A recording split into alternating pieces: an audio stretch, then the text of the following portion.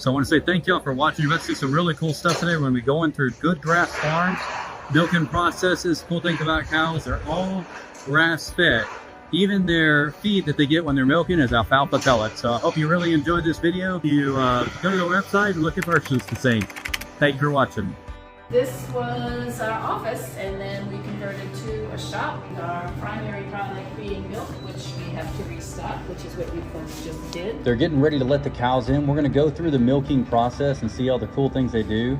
So they're opening up the gates, and these girls are ready to be milked. So they are excited to get their alfalfa and come through, and they are in a line. They take their job seriously. They know what they're doing.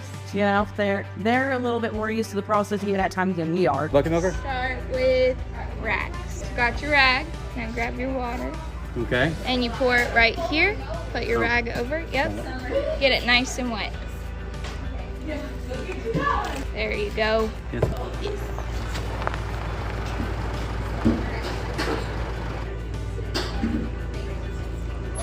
All right, so you take 3 of these little stoppers. 3 stoppers 3 of those and 1 paddle. and 1 paddle.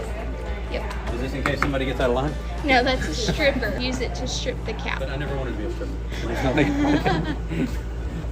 My parents would not be proud of me. I'm trying to live better than this, okay? I guess if the channel doesn't do so well, then, you know, keep my options open, right? All right. I'm a little concerned. I didn't know this dairy was this type of dairy. Yeah. All right, so, what do I use the stripper for? And I never wanted to ask this question in my life. If my wife watches this, I seriously need a letter written. So, okay, what do I use this paddle for? To strip the cow. So, On the back? Yes. Got it. On the teats. So I said all this here? Yes. All right.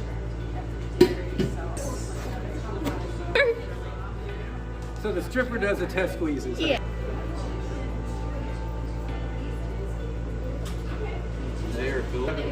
No, sir. You failed. I failed already, Yep. darn it. Okay, do I hook up suction first? You have to hook up the section. Close.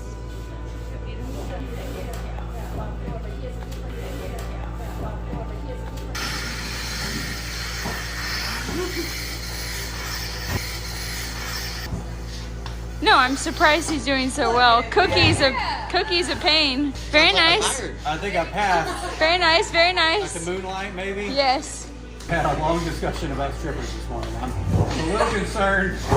I need to invite you to our church, okay? I feel like that. I don't know where you're going now. I'm just saying we should worry about it. Okay. Get your can ready. And then you just put it in that bucket.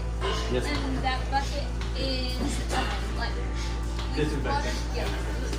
So we're going to talk about this just a little. So this is a kicker. Yeah. All right. Now, so with a kicker, you're going to place it a little bit in front of this hip bone, correct? You angle it back. blanket, so therefore she can't kick. Yep. It just keeps that leg from moving forward. My wife's dad, the Dad Stoker, is a 5th generation dairy farmer. Oh wow. So yeah, so I've learned a little bit being around that. I haven't been around the farm too much because it's in upstate New York. When I've been there, I've learned a little bit, and he's been helpful for advice. And then candidly, we learned a lot off YouTube. We really did everything we could to try to learn and get going. And I'm very glad we did. It was kind of like, you know, chickens are the gateway into homesteading. Milk cows like just that next level. But to Camille's point earlier, you better have a plan for 20 something to 30 gallons a week of milk. Yeah. But if you like cereal, trust me, we do a lot of cereal. Some of the curiosities I have is customers. From what I've gathered, because we are a customer at times and have been. So what do you find is your market? Do you have a hard time selling your milk? No. No. Yeah. It's Yeah, they actually have a very nice, I don't know, customer base that several have been with us for 10 years. And new customers are coming in daily. They're just grateful for it all. And so right now I'm not making cheese because I'm selling so much milk.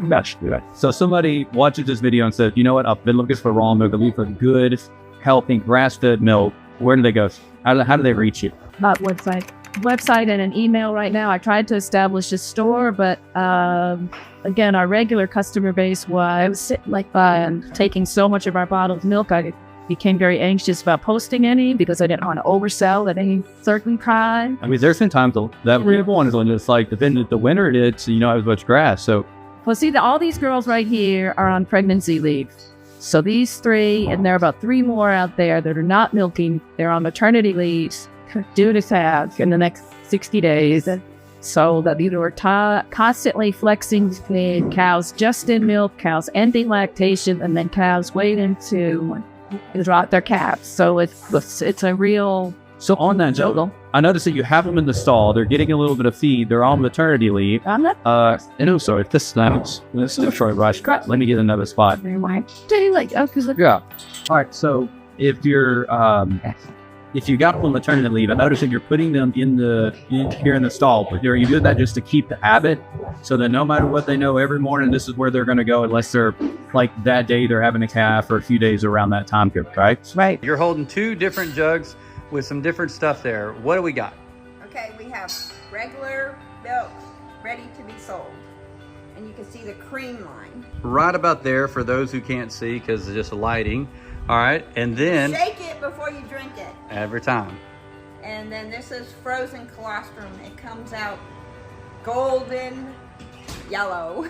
So what do you use that colostrum for? I'm just curious. To feed the calves.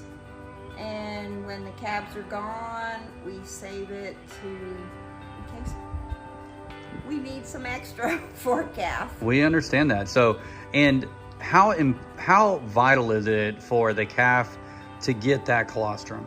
Because it's obviously very different than the milk you're going to get 4 days later. So literally from right after birth, you're going to get that color. 4 days later, you're going to get that color, the white milk that we typically drink and everybody gets. So how vital is that colostrum?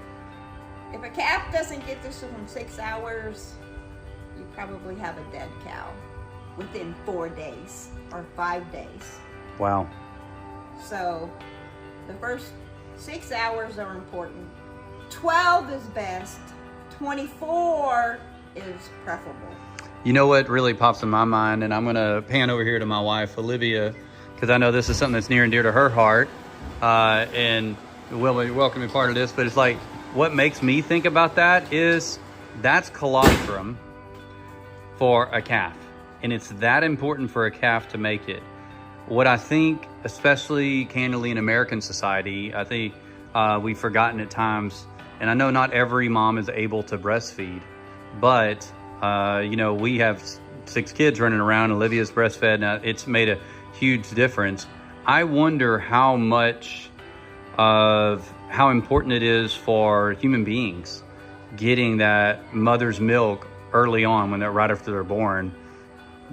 Because I think about it, if it's that important for a calf, how much, not saying that they pass away, praise God they don't, but I think about with babies, how much healthier are they with getting the colostrum from the mother? Because human beings, they get colostrum as well, right? And isn't it kind of like the same thing? Yeah, they get all the vitamins.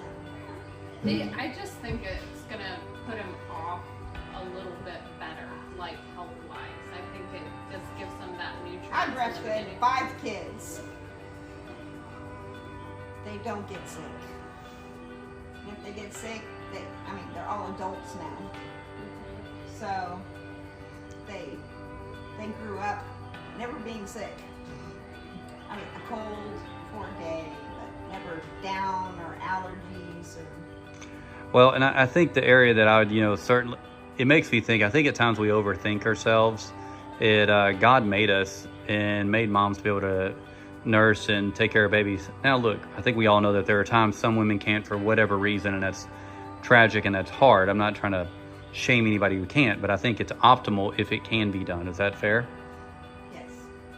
Awesome. So, okay, with bucket milking, for somebody who's like right now, how many cows are you milking at a time? The total number, I think we are milking up 12. You're looking at the chart, you got their There's a lot of information there. So we milk about 12 right now. There's several on the tower grief. Got it. So I have to get used to it side. So and I want to point out too that this is a grass-based dairy, so they don't receive grains at all. This is the alfalfa, dried molasses, hay that we make at our custom. And that's where they are. And right now they're grazing oats on either side of the dairy for a couple of hours a day.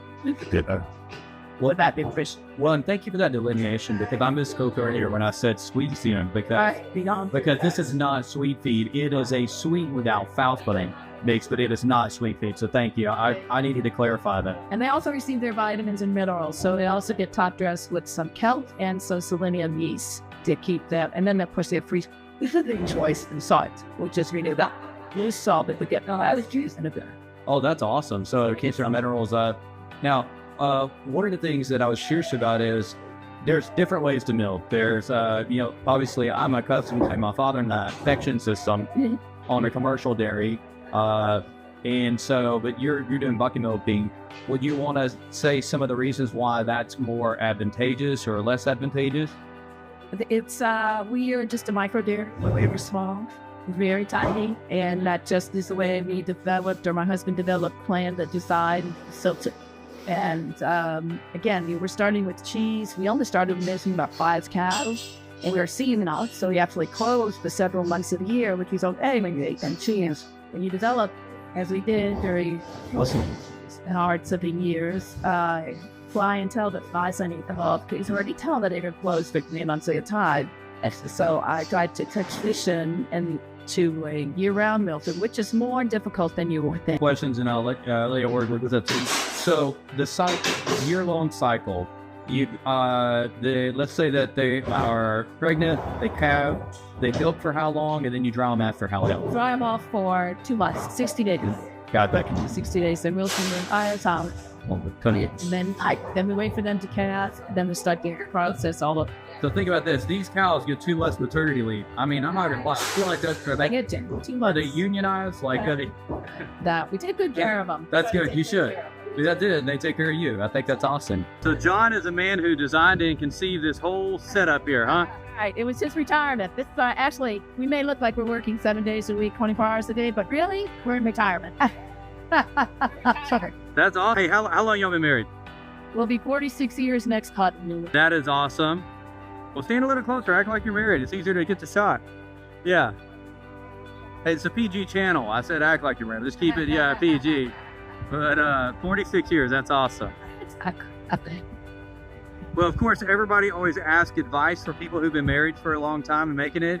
Does your advice go farm, or what's your advice? Well, I give you the same advice my mother gave us when we got married. Try not to be tired and hungry. Told me to say that. I think that's some of the best advice I've heard. So, believe it or not, everyone except maybe Miss Mackenzie can walk here or ride their horse. They live within 5 to 15 minutes of the dairy. Lauren lives literally down the street. Wilma was not here today. Also, down the street, they wait 10 minutes, if that's 7 minutes. We keep encouraging her to ride her horse over. Mackenzie, probably the one that lives the furthest, about 15 minutes. It's great. It's great. I'm really, truly happy about this because we're only working once a day in the morning, and then they're done. And it's just I'm very fortunate. I've gotten great people, great women live here. So with that in mind, that kind of makes me think, because I think about the hours. So y'all started about 8:30. And I'm assuming with everything done, cleaned, you're done by probably 11 a.m.? Yeah. Okay. Or somewhere, maybe 11:30, somewhere in there. And so one of the things that I think about is if somebody with a stay-at-home mom and kids go to school, get them off on the bus or drop them off at school, would you think that this would be a good opportunity in somebody's area for them to go reach out to a local dairy or farm to help for a few hours and make some money? Yeah, that's what we, several young women here have children, have families, and that's one of the reasons we also started this late is they're getting them on the bus. They're getting them on the bus. They're getting them to school. And so the school bus is around here. It's about 8:15 in the morning. So that's what happens. And that's why we adjust the schedule here to fit that. On the weekends, we try to go a little bit earlier. We try to start at 7:30, so everybody's in, out, off to church on Sunday and the rest. So that's a great point that I think a new milker may not know is the flexibility of schedule.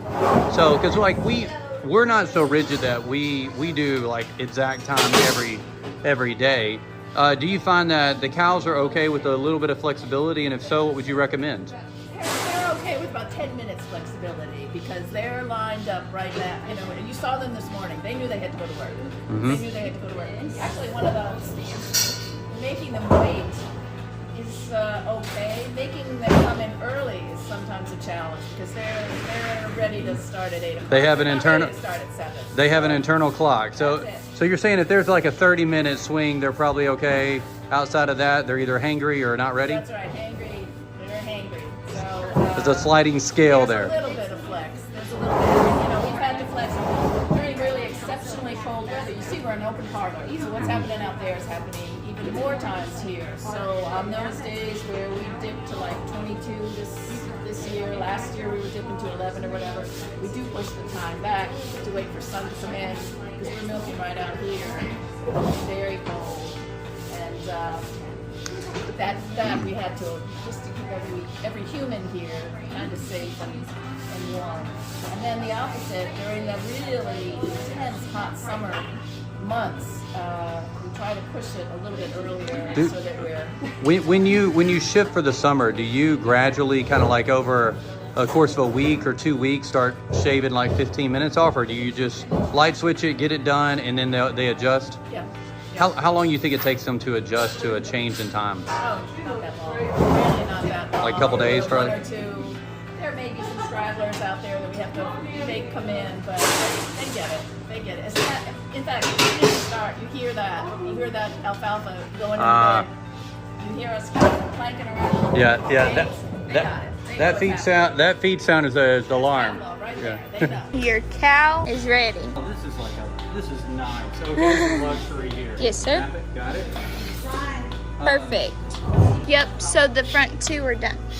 Okay. So what you can do is you can fold this back like that, Yeah. and then you can drop one side. See how it stays? Okay. Yeah, so then you have a free hand. Gotcha. Pull that front off. Yep, pull it off and cap it. Perfect. Now you have a free hand.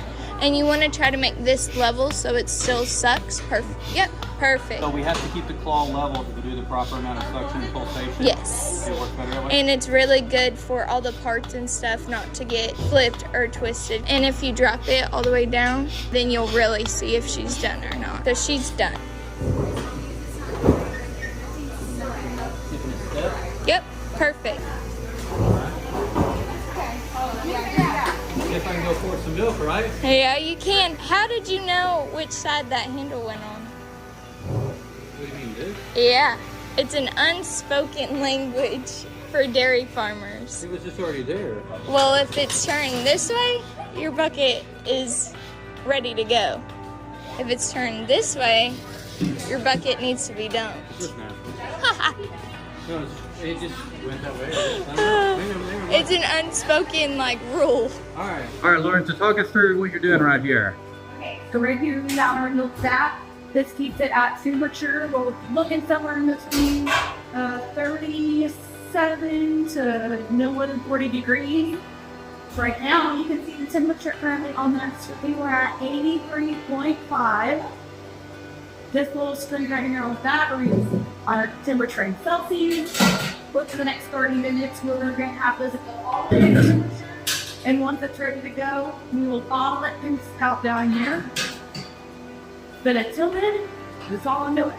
So, Shauna, I have a question. Since it's your second day on the job, what got you to get into this? Well, actually, I'm staying home and now I was there for the time, and this opportunity kind of came out and I was like, something I've never done, so we go, so why not? And I like it. I think it's great. So, that's one of the things I would ask y'all ladies is for other stay-at-home moms out there, would you recommend this as a good part-time job?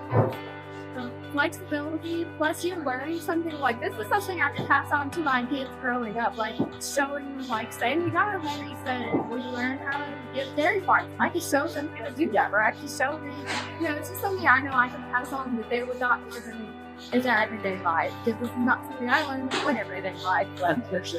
Grass-fed beef, grass-fed ground beef, grass-fed paleo, or caveman blend, steaks, all grass-fed, grass-finished. This is amazing. Look Here, this is Look at pork. the marbling on some of I that know. too. That For looks grass-fed, isn't that nice? incredible. And creamed honey from Old Security Farm. They cream the honey, flavor it. It's really a popular seller, and the cinnamon flavor is the one that we had such a great review from a child. Well, and I think kids are awesome. You know, one joke is that, you know, two things that don't lie are kids and drunk people. Yeah. You know, it's kids are honest critics, She and did so a great job. yeah, so they tell the truth on it. She did a great job. Our cheese. So this is aged raw milk cheese. This is a young cheddar style. This is a queso not Diablo because I didn't make it hot. It just has a little bit of the red pepper flakes in it. You buy in butter from Lucky Layla. I did make butter, but it is such a task. It is such a task. It goes through so much milk. Yeah. And there's so many other things that I want to make with milk that I found that trying to just make butter at the house for us, we were like, look, we'll buy our butter. Ghee here. For somebody who doesn't know what ghee is, can you tell me ghee is? Ghee is butter that you have melted down and removed all milk solids out of, so it will not burn and it will cook at a high temperature. We'll carry some jams here that were produced locally. We have a little bit of a sale here. Coming in, I have local honey.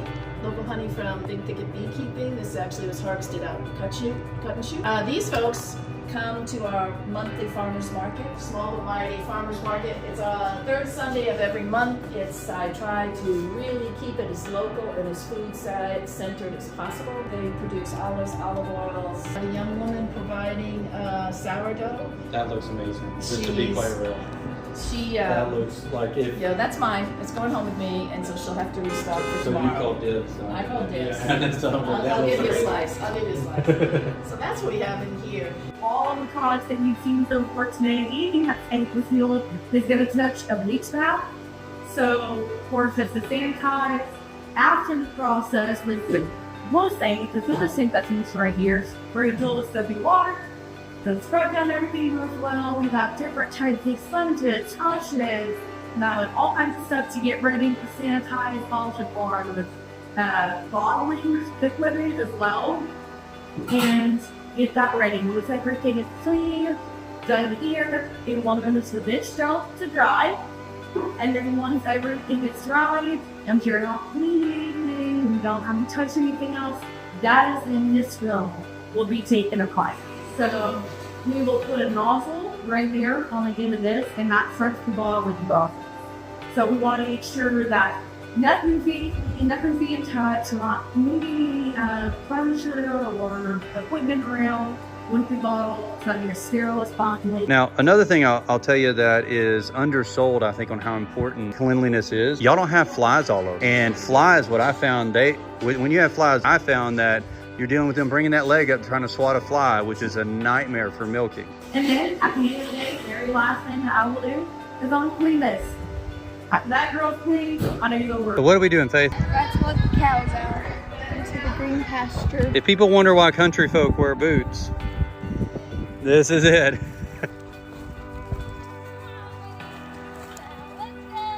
Y'all wouldn't describe this as work as completely. Is that fair? Yeah. Yeah, really. More like chores. Chores Yeah. with friends. We do our chores at our house and then we come here and do them. I feel like that's a good representation of life in general, right? Yeah, actually. Well, I want to say thank you for watching today. Hope you enjoyed the video. I do want to give a huge shout out to Davey Falk for editing all of these videos. He did an amazing job. Also want to say thank you to John and Camille for allowing us to come and film at Good Grass Farm. Hoping to bring you some more Texas farms and maybe in some other areas. So thank you for coming.